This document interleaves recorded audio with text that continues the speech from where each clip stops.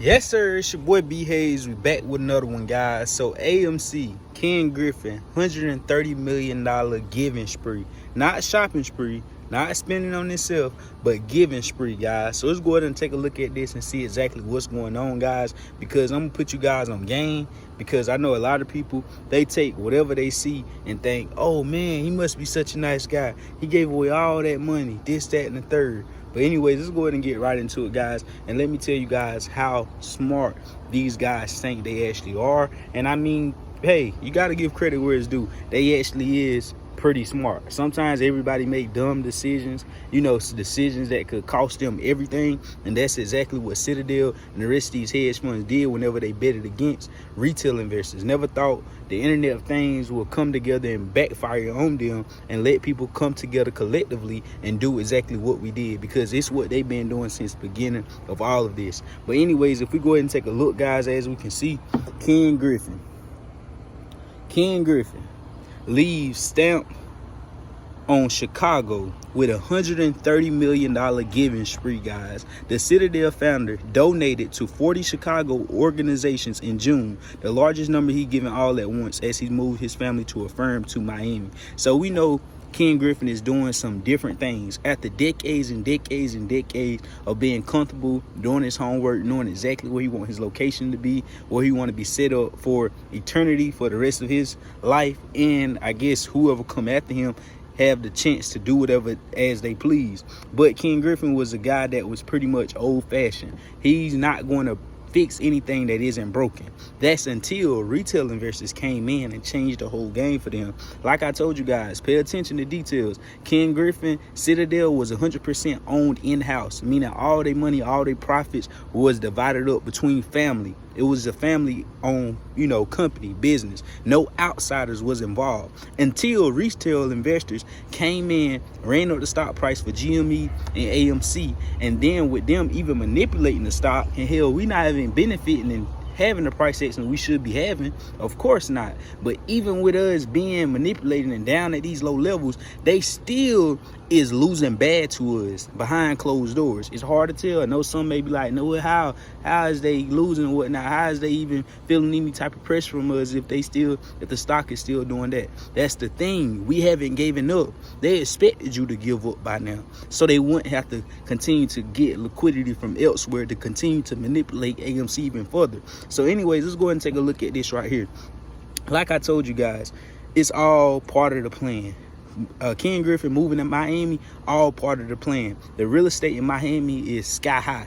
So him going to get that waterfront, spending hundreds of millions of dollars on that waterfront property, that ain't nothing but a tax write-off for his business. So he know he got to make crazy moves during this time to help save him money on the back end, to help recoup some of the money that he already lost, because they would have never sold any of their shares of their company in order to let an outsider have a piece of their pie, guys. That's how you know things got serious. But anyways, with the move to Miami, we know that was for tax purposes. He would be saving hella money in taxes, and he also would be saving hella money from a tax write-off of moving his whole foundation to a whole nother state and paying hundreds of millions of dollars for the property. That's straight write-off, right? So Kengriffin is on track of having $1 billion written off, guys, and that's way more than he ever will have written off in a single year. And the reason he doing this is because they definitely, is needing money. They're not needing money like they going broke, but it's the fact of whenever you got billions of dollars, but you lose a couple B's, you definitely is going to feel the pain from that. You is going to want that money back, even if they lost 50, even if he lost 50%, 6% of his net worth. Some may think, well, he still got money. No, that's a heavy hit. Anybody that loses 50, 20% and above is going to feel that, far as that shift that they lost that money, guys. So that's exactly what Kengriffin is going through. And basically, to break down this $130 million giving spree, guys, this is false. Altogether, he says he gave away $600 million. That's his whole career. Out of his whole time of giving money, donations, doing all that, he gave away $600 million. And you telling me in 1 month, in June alone, this man already gave up 25 to 28, maybe even 30% of his total amount that he ever gave away in only 1 month now.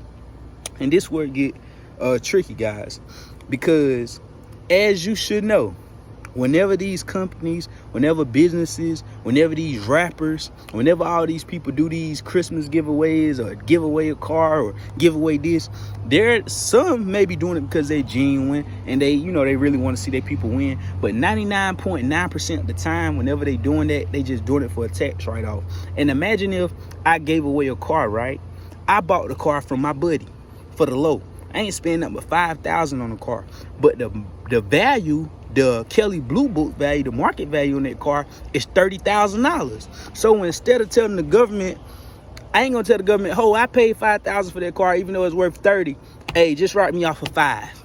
You gonna always try to get more whenever it's donations or something with giving money away involved. You gonna always say you gave more away than you actually did. And whenever it's time to pay money, you're gonna always, if it's a loophole somewhere, like for instance, even with my ice cream business, I'm making thousands of dollars a month, but I ain't gonna tell them I'm making thousands of dollars a month, because the more I make, that's the more they gonna want to take from taxes. They don't know exactly how many people shop with me. They ain't watching, they ain't got cameras on me to see how many interactions I had and how much money I made. So I tell them, hey, I made this. In reality, you probably done made 5 times, 6 times more than what you actually said. So that's the difference. Whenever you going to pay in money, you're gonna say you made so much less. But whenever you giving away money, you're gonna say you gave away so much. That's the same thing what he doing, guys. He's saying he gave away 130 million in June alone. In actuality, he gave away some millions now,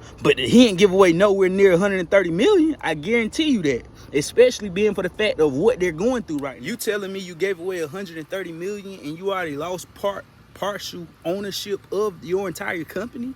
That doesn't make sense, Kengriffin. You telling me while you still need liquidity, while this play is still in action, while you still is on the verge of possibly losing a lot more money, you telling me while all this is still going on above your head, you're gonna give away $130 million, the most you ever gave away, and 30% damn near of the money you gave away your whole entire lifetime.